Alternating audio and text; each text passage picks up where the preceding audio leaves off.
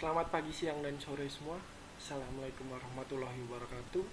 Om Swastiastu. Bagaimana kabarnya hari ini? Baik-baik saja kan? Oke, kita melanjutkan pelajaran minggu lalu. Minggu lalu kita sudah belajar tentang bentuk-bentuk permasalahan sosial. Sekarang kita belajar tentang upaya mengatasi permasalahan sosial yang ada di masyarakat. Oke, yang pertama, upaya mengatasi permasalahan sosial berdasarkan sifatnya itu ada dua, yaitu secara preventif dan secara represif. Kita bahas yang pertama dulu, yaitu secara preventif. Oke, lihat sekarang, kalian lihat gambarnya nih. Ada 3 gambar. Yang pertama tentang pencegahan dan perlindungan TKI non prosedural. Yang kedua tentang sosialisasi keselamatan berkendara di jalan raya. Dan yang ketiga ada sosialisasi pencegahan dan penanggulan HIV/AIDS di masyarakat. Nah, Bapak ingin tanya, program mana yang pernah kalian ikuti? Apakah yang tentang perlindungan TKI, atau yang tentang keselamatan berkendara, atau tentang pencegahan penanggulangan HIV/AIDS di masyarakat? Mungkin dari kalian semua pasti pernah mengikuti tentang sosialisasi keselamatan berkendara. Bapak ingin tahu, kegunaan sosialisasi keselamatan berkendara di jalan raya itu untuk apa sih? Ya, pasti untuk menjaga keselamatan diri kita dan keselamatan orang lain di jalan raya. Jadi di sosialisasi ini kita diajarkan bagaimana cara berkendara yang baik. Apa saja perlengkapan yang harus dibawa saat kita berkendara, seperti helm, jaket, SIM, STNK.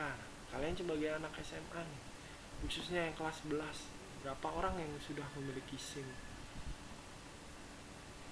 Nah, pasti ya, hanya 50%, karena di kelas 11 banyak yang belum mencapai umur 17 tahun, tetapi ke sekolah sudah menggunakan motor. Jadi Bapak ingatkan lagi, yang tidak mempunyai SIM silahkan untuk diantarkan orang tua atau memonceng temannya yang sudah memiliki SIM, agar tidak terjadi hal-hal yang tidak diinginkan di jalan raya seperti itu. Oke, kita bahas langsung tentang preventif. Preventif merupakan suatu pengendalian yang dilakukan untuk mencegah permasalahan yang belum terjadi. Dalam preventif, masyarakat atau seorang itu diingatkan supaya jangan melakukan pelanggaran. Nah, contohnya seperti itu tadi. Di gambar, kalian mengikuti sosialisasi keselamatan berkendara itu agar kalian tahu peraturan-peraturan apa yang ada saat di jalan raya, agar kalian tidak melanggar dan tidak menyebabkan permasalahan ke depannya.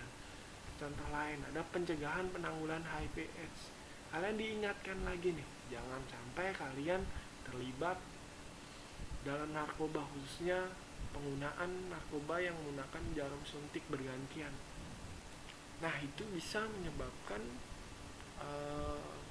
penularan HIV/AIDS bila teman kalian itu sudah punya penyakit HIV/AIDS. Dia menggunakan jarum suntik yang sama, kamu juga menggunakan jarum suntik yang sama, akhirnya bisa tertular, karena HIV/AIDS bisa tertular lewat darah seperti itu. Contoh lain ada free sex atau seks bebas. Kalian sebagai anak SMA jangan sampai masuk ke jurang pergaulan bebas seperti seks bebas tadi, karena seks bebas juga merupakan salah satu yang bisa menularkan virus HIV/AIDS ke dalam tubuh kalian. Jadi jangan sampai seperti itu ya. Oke, dalam upaya untuk mencegah permasalahan sosial juga ada beberapa cara. Yang pertama adalah penanaman pemahaman agama. Agama itu apa sih? Nah, agama adalah sumber kebenaran yang tidak bisa diragukan lagi. Kita percaya adanya agama dan adanya Tuhan seperti itu. Fungsi agama di dalam masyarakat itu untuk apa? Yang pertama itu sebagai pedoman hidup. Jadi dalam hidup itu sudah ada prinsipnya, prinsip benar dan prinsip salah di setiap ajaran agama seperti diajarkan larangan yang tidak boleh kita lakukan dan himbauan-himbauan yang harus kita lakukan seperti itu. Nah, yang ketiga adalah sebagai pengawas perilaku masyarakat. Nah, dalam pengawas di sini, kalau kita melanggar aturan dalam agama, biasanya kita akan mendapatkan teguran dari Tuhan atau mendapatkan sanksi dari Tuhan. Nah, yang ketiga itu adalah untuk mengajarkan kebaikan dan kebenaran. Semua agama itu pasti mengajarkan kebaikan dan kebenaran. Bila ada seseorang yang dia berbuat mengatasnamakan agama tetapi dia berbuat jahat, jangan salahkan agamanya, tapi salahkan individunya. Karena sekali lagi agama itu mengajarkan kebaikan dan kebenaran. Tidak ada satupun agama yang mengajarkan tentang kejahatan. Yang salah orangnya, bukan agamanya. Oke, lanjut. Yang kedua adalah penerapan etika sosial. Nah, di sini tuh lewat sosialisasi nilai dan norma. Nah, sosialisasi itu ada dua, ada primer dan sekunder. Nah, yang pertama itu ada sosialisasi primer. Itu sosialisasi yang pertama kali kita dapatkan. Kita pertama kali dapat sosialisasi di mana? Ya, di keluarga. Kita diajarkan nilai dan norma yang ada di masyarakat itu pertama kali di keluarga. Waktu kecil, contohnya kita diajarkan cara makan nih. Cara makan yang baik itu gimana sih? Dengan tangan kanan, tidak berbicara, tidak mengeluarkan bunyi yang keras saat makan.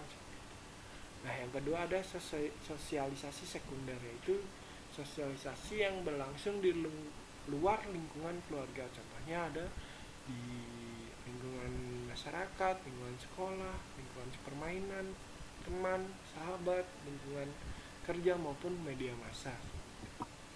Nah, yang ketiga yaitu dengan cara perencanaan sosial. Nah, perencanaan sosial ini untuk apa? Perencanaan sosial dalam sosiologi itu untuk mempersiapkan masa depan kehidupan masyarakat agar tidak terjadi permasalahan-permasalahan yang tidak diinginkan. Jadi setiap kebijakan yang diambil pemerintah itu harus direncanakan dulu nih, agar tidak bersentuhan dengan kepentingan masyarakat yang lebih penting daripada kebijakan yang dibuat. Nah, syarat perencanaan sosial itu ada 4. Yang pertama itu adalah perkembangan modernitas sosial masyarakat. Yang kedua ada sistem pengumpulan dan analisis informasi yang baik. Yang ketiga ada dukungan masyarakat. Dan keempat adanya sikap pemimpin yang progresif, punya visi dan misi ke depan. Oke, kita lanjut ke upaya mengatasi permasalahan sosial yang lain. Bisa dilihat di gambar, ada 3 gambar nih. Ada Pak Polisi, Pak Polisi ada 2. Yang pertama lagi menangkap orang, ada juga yang sedang mengejar pengendara yang menerobos operasi. Yang paling bawah ada BLK. Kita bahas satu-satu. Nah, ketiga contoh gambar tersebut adalah contoh dari upaya mengatasi permasalahan secara represif. Terus pengertiannya itu merupakan suatu pengendalian sosial yang dilakukan untuk mengatasi permasalahan yang telah terjadi atau sudah terjadi.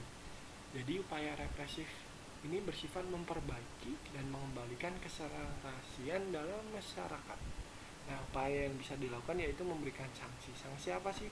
Contohnya ada di gambar nih. Ada operasi zebra rencong. Kalau kalian tidak menggunakan helm, tidak mempunyai SIM di jalan, apa yang akan kalian dapat? Ya, kalian akan mendapatkan sanksi. Itu sanksi tilang dari Bapak Polisi. Yang kedua ada penegakan hukum sesuai undang-undang. Bisa lihat di gambar lagi. Di sini ada Bapak Polisi yang sedang menangkap demonstran yang berbuat ricuh atau provokator.